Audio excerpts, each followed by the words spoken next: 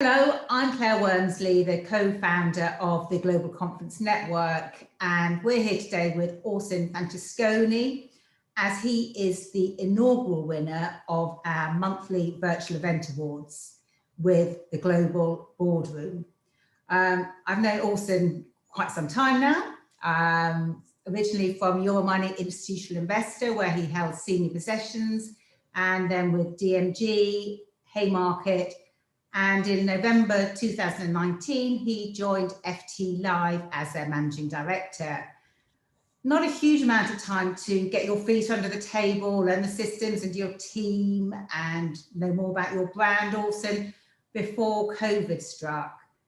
And I just wanted to rewind a little bit before we talked about your entry, because you managed to put together the global economic emergency in 4 days as a virtual event. How did you manage to do that? Good morning, good afternoon, good evening, everyone, wherever you're watching us from in the world.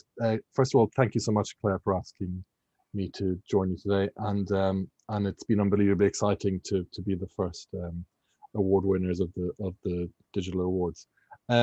So when I'm trying to rewind the clock, because as we all, I'm sure we feel, last year was a bit of a blur. But back in March, I think, when the first lockdown started coming in, or the first indications that business wasn't going to be normal, like all event organizers, we were faced with well, what are we going to do now? And the immediate answer is, well, there's not much we can do, and probably a whole year is wiped out.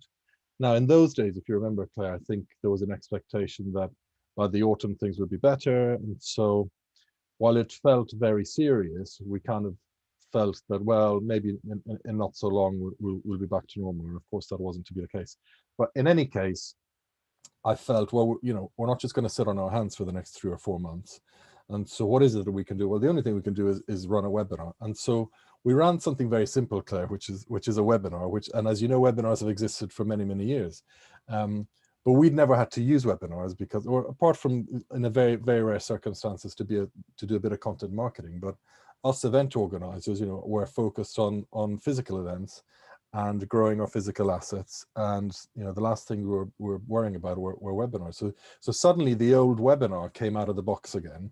And so I said, well, listen, we might as well run some piece of content. And so the big question on everyone's mind was, well, what does this lockdown mean for the economy, right? And obviously the FT and its amazing journalists are very well placed to discuss that. And so all it was actually was, let's just do a webinar on the economic emergency.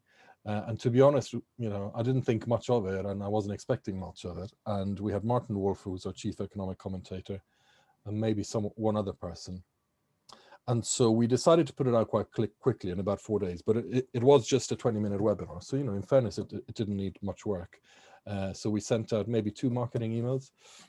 And I guess what we were surprised by was the numbers. I think we got about maybe 4, 5, 6,000 people now, which I thought, gosh, that's, I was expecting in the hundreds. I don't know why, I hadn't run a webinar for years, and I was like, well, we'll just put it out there and see what happens. And suddenly we got this rush of registrations. And so anyway, we delivered the webinar, which was quite easy from a delivery point of view. But certainly the numbers really struck us. And then John Ridding, who's our CEO, called me after the webinar, and he said, well, listen, that was great, and the numbers are incredible. Can we do something bigger and better? And so I said, yeah, of course. And being relatively new, you don't say no to the CEO. And that really was the impetus for what then became the Global Boardroom. And so we then thought, well, there's clearly something in this, because I might be getting the numbers wrong. It might have been 8,000, but it was big numbers. And that was the thing that really we weren't expecting. And so we just said, well, can we put a full day conference together? And over a weekend, I guess myself and some other members of the team essentially wrote the conference program for the Global Boardroom, which turned out to be a 3-day event with about 100 and more speakers. And I guess the big driving factor for me, Claire, was speed. And I kind of, throughout this whole crisis, speed as a strategic advantage was very much what was going through my mind. And I knew we wanted to move quickly. We needed to move quickly. I don't know why, actually. It was more of an instinct thing, to be honest. I think being new in the job, the feeling was, I'm not going to let this crisis, like, you know, fold my business, having just joined. And so it was very much a survival instinct kind of mode. And for whatever reason, we just decided we wanted to go quickly. We want to be the first ones out. I think we felt like, well, if we don't move quickly, our competitors are going to launch a load of things, really. It then turned out that actually it took most people quite a bit of time to get their head around the digital event proposition. But we, on that weekend, I told John, our CEO, I said, listen, we're going to do it, and we're going to do it on this date, which was, I think, 4.5 weeks from that date. And so once I'd set that line in the sand with my CEO, you know, I was kind of immovable, really, because he's like, well, that sounds great, and let's just get on with it. And then, of course, I immediately regretted having set that date, because once I started getting into the whole digital event production landscape, I realized, crikey, this is a lot more complicated than I could ever possibly imagine. I think I had visions of, well, if we can do a 20-minute webinar, let's just, you know, replicate that and make it longer. But obviously, as you know, and as most of people watching will know now, that a digital conference proposition is actually quite a complex piece of work. And so you used a real range of technology. I mean, I was going through the list: Visbo, Slido, Zoom, Whitecove. I mean, just name a few. I mean, how did you go about selecting the technology, and how did you integrate it all? Yeah, good question. So on the global boardroom, to be honest, we didn't have time to do much scoping of what was out there. And so, as most of you watching will know, you will have your own registration system, payment systems, and essentially it was a stitch it together kind of job, right? So you need to stitch your registration system with your payment system, with a digital broadcasting system, with something that allows people to have some interactivity, which in this case was Slido. Then you have to build a website. You need to integrate it into your own website. And so, as I said, very quickly I realized, crikey, this is a lot more complicated than I ever thought. And so in a way, there wasn't much thought about selecting the best providers. We kind of used what we knew we had and people we had relationships with from a technology procurement point of view, and we kind of sellotaped it all together, I guess, is one way of putting it. But it turned out well on the day. But I mean, frankly, I mean, I had many sleepless nights throughout those 4 weeks, and on the day of the event, you know, you can imagine the palpitations, and I was getting calls from John saying, you know, I hope you know what you're doing, and I hope the tech is going to be solid, and I hope everything is going to be fine. And so touch wood, all the planets aligned, and, you know, apart from a couple of, you know, small things, actually it went very well. And were your team, I mean, how were your team? Because I mean, I think like most of us, we didn't have the skills, and it's been quite exciting to develop and actually learn new things. Yeah. But I mean, that's a big event to put on with people who didn't necessarily have the skills to do so. Yeah, good question. And then what I might touch upon what we did afterwards, because then we spent the whole summer doing a proper review of technology that is out there, and we slightly changed our tech stack. But in terms of the global boardroom, you know, we used an external. Essentially, I knew that this was akin to running a TV show, and so I think I remember Googling freelance TV production companies, and I called a few of them, and I landed on one of them that I thought sounded like they could help us. We then ended up establishing a very good, strong relationship with them, and we probably couldn't. Well, I know we couldn't have done it without them, right? Because what then turned out to be complicated was not just the tech stack, but also you wanted it to look and feel good, and people have television level standards and expectations, right? And suddenly, you know, we're small conference people, and by small I mean, you know, small business, or, you know, we don't have the budgets of the BBC or ITV, right? And so, but in terms of what people expect is more or less that kind of level, right? So we're in an era where everyone watches Netflix and everyone watches, you know, BritBox or whatever it is that you're signed on, and delivering something that isn't close to that sort of level of quality would jar very quickly with people, right? Because that's what we're used to watching every day. And so again, the other big kind of, you know, stomach churning moment was like, crikey, this is television territory, and we're not television people, right? And so anyway, we partnered with an external provider, which was great, and we ended up delivering the huge numbers. I think it was 55,000 registrations in the first global boardroom. Again, you know, on the vein of that webinar that we ran. and I guess the rest is history. And it was Did you unbelievably successful. forecast those numbers? Did you have any idea that you were going to get that level of interest? No, genuinely no idea. I mean, we knew, I think we'd got 7,000 on that webinar, so we'd like to think that we were going to get more than that. I think, just trying to think back, I think at some stage when I got asked the question, what are we going to get? I think I said, between 15,000 and 20, I'd be happy with, given we'd got 7,000 on the webinar. And then we ended up with 55,000. And bear in mind that half of those, so about over 20,000 people registered in the 24 hours before the event and during the event, right? So that was completely unexpected. We went in on day one with about 20,000 registrations, and we came out on day three with 55,000 registrations. So again, these are all kind of numbers and behaviors that blew our minds, right? That we're just not used to in our B2B conference world. And so, yeah, that's the story of the Global Boardroom, I guess. And also we were able to secure what I would say quite a significant amount of sponsorship in the course of 4 weeks. And bear in mind, those 4 weeks, this was April, and in April, all marketing budgets were locked down. I mean, everyone was like, forget it. I mean, what, you're calling from an events company, they just hang the phone up, right? And so we were able to unlock quite a lot of sponsorship in quite a short amount of time in a very challenged period where everyone's like, listen, this sounds great, but we've never done it before. Have you ever done it before? No. Suddenly you're asking us for a lot of money. And anyway, I mean, listen, thanks to the sales team, I mean, how did they, they obviously did a great job, but I mean, that's quite a shift in their sales proposition, selling something which hadn't been done before. Yeah, good question. So listen, the power of the brand obviously carried us a lot, right? What we did do very quickly after the global, so once the Global Boardroom happened, we knew that we had something that we could then run with, right? So suddenly the mindset was very much, well, we're in survival mindset, and if we can do a few webinars and a few events here and there, it'll keep us bumbling along until things go back to normal. And then that event really, shifted my mindset into, well, this is an opportunity rather than a survival instinct, right?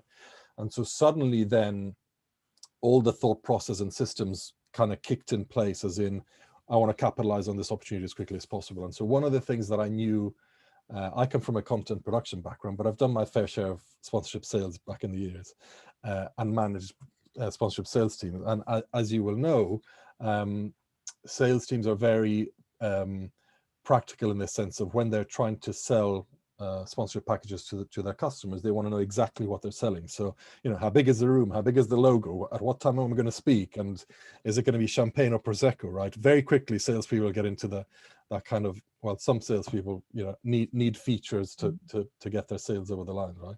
And so I knew that immediately the sales team would be like, well, what am I selling? And it's like, and digital event isn't enough of a good answer. And so we ended up putting in place some pretty swanky digital brochures and also demos. And so I kind of said to the team, we need to approach this a bit of like a software sales, right? So like a SaaS sales model.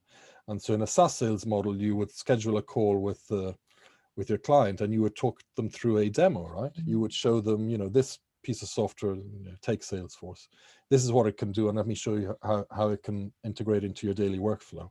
And so very quickly, I got the sales team to start thinking like a SaaS sales team. And we spent quite a bit of money producing a very nice kind of what I would say demo kind of video and training them in the demo of the event platform that we eventually settled on. And so I wanted the sales team to become experts on the platform in order to reassure those marketing people in the blue chip companies who are also focused on, well, where does my logo go, and where do I go, what do I press to get into the room, and where's my stand?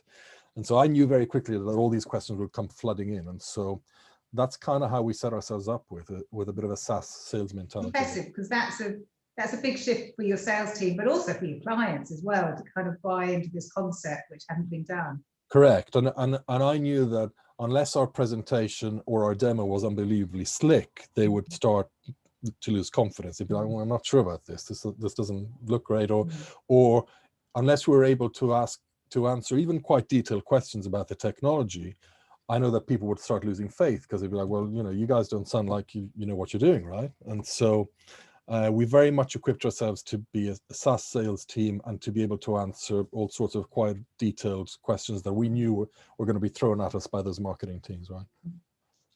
One of the numbers which I was really impressed with, which I'm sure your CEO was delighted with, was your global reach and the impact it's having on your subscriber base. Yeah. And I think I've been talking to quite a few media companies about their shift to the sort of community model. And obviously with your subscribers, you're kind of one step ahead of that. But I mean, those numbers were really, pretty phenomenal. Yeah, really exciting because, by the way, as you know, and we and include you, we come from a paid content kind of background, right? Mm-hmm. And so, we were brought up in the paid conference model where, I remember back in the days, free tickets were just completely banned and not even to be asked or questioned, right? And so very quickly during that weekend at the Global Boardroom, I had to make the decision whether we were going to charge or not. And to be honest, it kind of went against everything I believed in and my grain to go down the free model. But I just thought, listen, we've got 4.5 weeks to do this. It's just not going to happen if we charge people. And, we either have to make a very quick decision on this. Are we going to go down the sponsorship route or the delegate revenue route? And so I decided, and I was very conflicted making that decision, but ultimately it was the right decision to go down the free to attend and sponsorship route. And so when we deliver those 55,000 people, well, that is a huge, and by the way, I think about 60 or 70% of those names were completely new to the FT. So suddenly you're bringing in a huge amount of new data into an organization which primarily builds its business on selling subscriptions. And I can tell you our subscription division was very, very, very, very happy, right? Because suddenly you got these, warmish, warm, I wouldn't say hot, but certainly, warm leads coming into the business that can be converted into subscribers. And so that's one of the other big advantages of the digital model is, as we know, we're bringing in a lot bigger numbers. So I'll give you a statistic, but in 2019, FT Live, so this is before coronavirus, had about 25,000 paid registered delegates at their physical events around the world. And last year we ended up with 250,000 registered delegates at our events, right? And so that's pretty mind-blowing, right? Now, vast majority free, not paying, so your business model is very different. But just in terms of scale, that's quite mind-blowing, isn't it? It is. On the business model, do you think you're going to stay as a sponsor-led proposition? Or do you see developing, I know you've got some sort of packages where delegates get access to different products. Do you see that developing or do you see it staying pretty much like the original one? Good question. So when we ran the second version of the Global Boardroom in October, we introduced I guess what I call a freemium model. So there's still an opportunity to watch the show free online, but we introduced paid tickets. So for example, if you wanted to watch it on a video on demand, then you had to buy the paid ticket. And then we introduced some end of day PDF reports that would give people summaries of the proceedings. And so, and then a networking ticket. And, I'll be honest, the paid numbers weren't huge. I mean, they're relatively significant. We're probably talking, I don't know, over 40 or 50,000 pounds of paid tickets. But, given the scale of the event, a relatively small percentage compared to the sponsorship. And so I think we will continue down that route. And so we know that there is, we don't want to gate the global audiences, right? And a lot of the sponsors like the big numbers, but they are becoming more discerning. And so, yes, big numbers are good, but they have to be the right type of people, which is kind of what we always know, even from the physical kind of world, right? And so I think we will keep experimenting with that model, Claire. So we definitely think there is some value in charging for some features. And so we don't want to leave that on the table.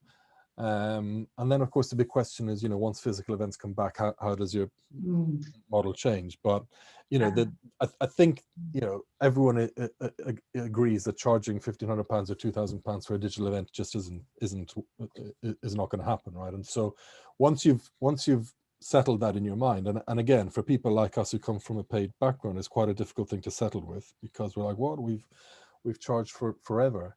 But let's not forget, we've also yanked millions of costs out of our P&L, right? And so, I don't think we can always have it both ways. And so the digital business model is sustainable because our cost base is lower because we're not paying big venues. What about though when things do get back to physical live events? Do you have a view as to how hybrid's going to work for FT Live? Yeah, again, you know, we're working on this right now, really, and it's actually harder than we thought. You know, we're having many meetings about, you know, what is this going to look like, and we need to be prepared when things are right as to how they're going to look. And the model we're going down is having 3 or 4 different templates, because first of all, every event is different, and we run a wide variety of events and topics and sectors, and some are more networking focused and some are more thought leadership content focused, I guess. And so we don't want to confine ourselves to a particular model. And so I think we're starting from what are the known variables? Well, the known variables is that even when we do go back to physical, it'll start relatively slowly, it'll be localized rather than international, and it'll probably be either social distance or smallish in nature to start with. And so we're beginning to think around, what does that mean? Does it mean we run our digital event and maybe there's a drinks reception at the end of the day in physical format? So some people in London, New York can meet in physical format if they want. Does it mean that we start running small roundtables in a physical format while you know, either on the side or before or after the digital event? And so I think you know, I'm beginning not to use the word hybrid, more of an integrated model will evolve. And so it'll probably start small and localized and more like a VIP access model, while we still run the digital content online. And as and when preferences and, you know, the circumstances change, that'll change as well, because I guess at some stage international travel will come back, although I think the big days of big international conferences where people fly in and out of a location are probably 2 or 3 years away, I suspect. And you know, I don't know if we're ever going to go back to those big international conferences. I mean, I hope we do, but that's certainly not what we're expecting in the first instance. And so we're playing it cautiously, and it's going to be small, localized, and probably a different content experience, right? Because I don't think you can just replicate what's physically and what's online. And also back to business models, you know, if you're charging people, if we're going back to the days where we're charging people £2,000 to attend a physical event, I think their experience has to be quite different to somebody who's watching it for free online. And I think some of the content will be exclusive to the physical experience.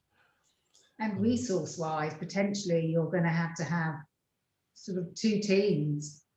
Yeah, this is the challenge, right? So it was quite cathartic to take millions of pounds of costs out of the P&L, and now suddenly, you know, in a hybrid integrated world, we're basically putting those costs back in, and we're keeping the digital costs. And so it's not easy, actually. It's not straightforward. So you know, because you can easily end up with a model where your costs are higher than what they were prior to COVID, right? Yeah, completely. I mean, I think you've obviously got a great sponsorship base, but I mean, I think potentially for some organisations, it's going to be a real challenge. It's going to be a real challenge. I agree, and so we're grappling with all of that at the moment, really. And there isn't, you know, the team always look at me as like, well, what's it going to look like, and what's it going to be, and what's the answer? And I say, listen, I don't know. We're going to have to, you know, this whole agile mindset, which was one of my big pitches to the team throughout the year, right? And so, you know, us events people, our brains are wired for certainties, right? They're wired for deadline, certainty,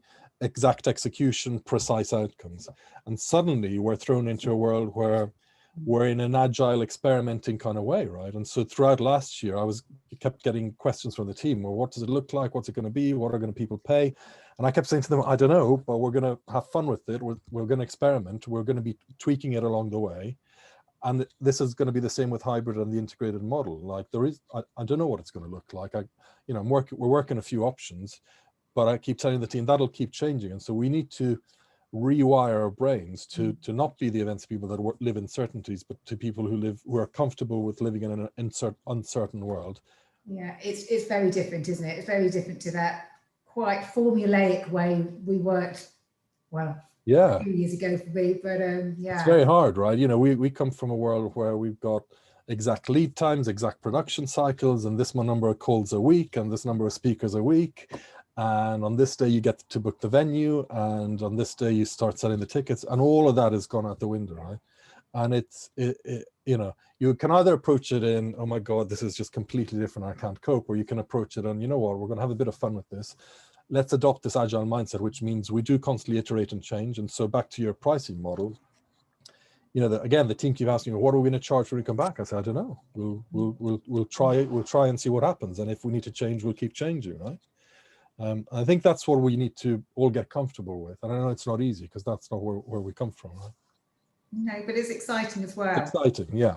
It's very exciting because it means we're experimenting, and it means we can remain agile and move quickly when you have to. And if something doesn't work, it doesn't matter because we'll try something different. And you know, were your team happy though to win the virtual event awards in January? Unbelievably happy. Thank you, Claire. Yeah, listen, it's been you know, it's been a fun year, but obviously it's been a really difficult year, right? And so, you know, some members in our team have had COVID, some members of their family even unfortunately, you know, passed away from COVID. So it's actually been a really hard year for everyone. And, you know, the lockdown, and suddenly your business model is disrupted, and suddenly your day-to-day job is completely different, right?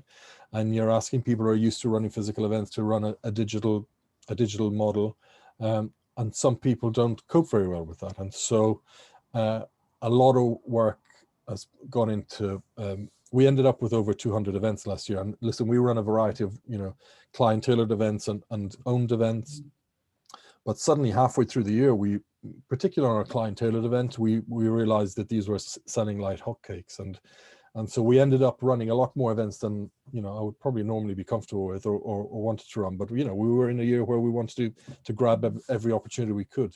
And so, you know, there were a couple of months, particularly October, November, where we had, I think in November, we had over 100 events. And so it's been a lot of pressure on the team. And so being able to get recognized and awarded for the hard work is obviously unbelievably satisfying. So thank you. Good. Well, I mean, it's, as you say, I mean, it's been a tough year. Gosh, it's really been challenging, but there's innovation and exciting things which have come out of it. And yeah, great to hear what you've been doing, Orson. Yeah. Really inspirational. Thank you. Thank you.